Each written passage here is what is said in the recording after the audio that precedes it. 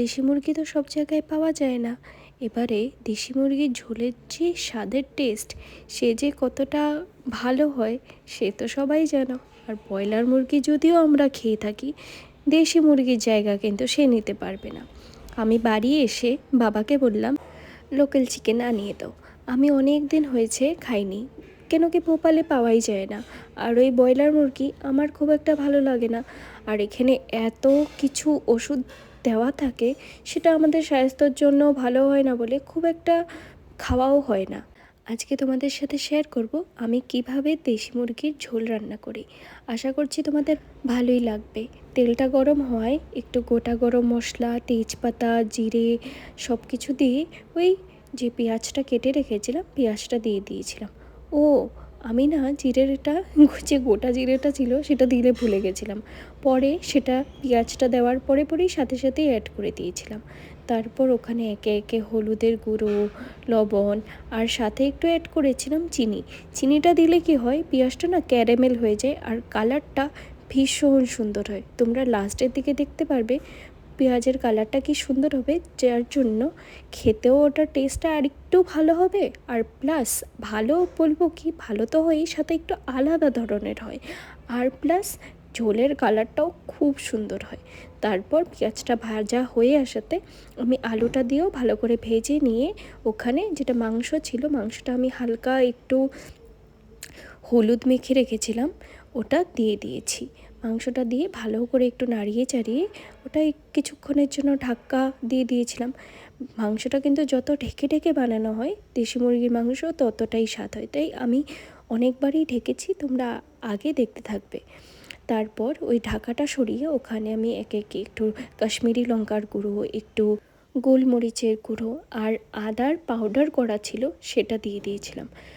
তোমরা কিছু অ্যাড করো না করো, এই দেশি মুরগির ঝোলে সব সময় কিন্তু গোলমরিচের গুঁড়োটা অ্যাড করবেই করবে। এটাতে টেস্টটা যা ভালো আসে, খুব ভালো হয় খেতে। তারপর আমি অল্প টাইম সব কিছু মশলা দিয়ে ভালো করে নাড়িয়ে ঢাকিয়ে রেখে দিয়েছিলাম। ঢাকা হয়ে যাওয়াতে মশলাগুলো যেগুলো দেওয়া হয়েছিল ওগুলো ভিতরে ঢুকেও গেছিলো, আর তখন থেকেই গন্ধ যা সুন্দর এসেছিলো সে আর কি বলবো। তারপর ওই আমি একটু টমেটো কেটে রেখেছিলাম। এবারে টমেটোগুলো ছোটো ছিল জন্য আমি 2টার মতন অ্যাড করেছিলাম। একটু বড় সাইজের টমেটো হলে একটাই কিন্তু অ্যাড করলে হয়ে যাবে। তারপর টমেটোটা অল্প টাইমের জন্য দিয়ে আবার ঢাকা দিয়ে দিয়েছিলাম। বারে যদি ঢেকে মিডিয়াম আঁচে রান্নাটা করা হয় তখন কিন্তু টেস্ট বহুত বেশি ভালো আসে। তারপর টমেটোটা দেওয়ার পর আর ঢাকা যে দিয়ে দিচ্ছিলাম, ঢাকাটা সরিয়ে আবার একটু সময়ের জন্য নাড়িয়ে চাড়িয়ে নিচ্ছিলাম। দেখো মাংসর কালারটা তোমরা দেখতে পাবে কি সুন্দর এসেছে। এখানে কিন্তু তোমরা নিজেরাই দেখেছো আমি হলুদও যেমন দিতে হয় তেমনই দিয়েছি, লঙ্কার গুঁড়ো অল্প স্বল্পই ইউজ করেছি, স্টিল মাংসর কালারটা খুব সুন্দর এসেছে, জাস্ট বিকজ অফ ওই যে চিনি অ্যাড করেছিলাম চিনিটা জন্য। তারপর এখানে আমি জিরের গুঁড়ো আর ওই যে লঙ্কা আর যেটা রসুন আমি হালকা করে দারদারা করে রেখেছিলাম বেটে, ওটা দিয়ে দিয়েছিলাম।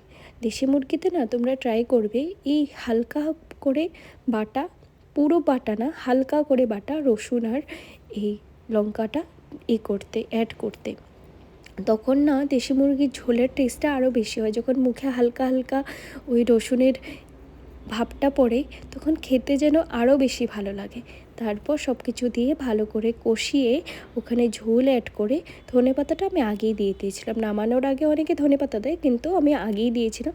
ওটাতে অ্যারোমাটা আরও বেশি ভালো হয়। ধনেপাতার সেন্টটা থাকে যদিও, মাংসের কিন্তু টেস্টটা ধনেপাতার গন্ধয় নষ্ট হয়ে যায় না। না হলে পরে দিয়ে ধনেপাতা যদি অ্যাড করা হয় মাংসর টেস্টটা যেমন কমে যাওয়ার মতো লাগে।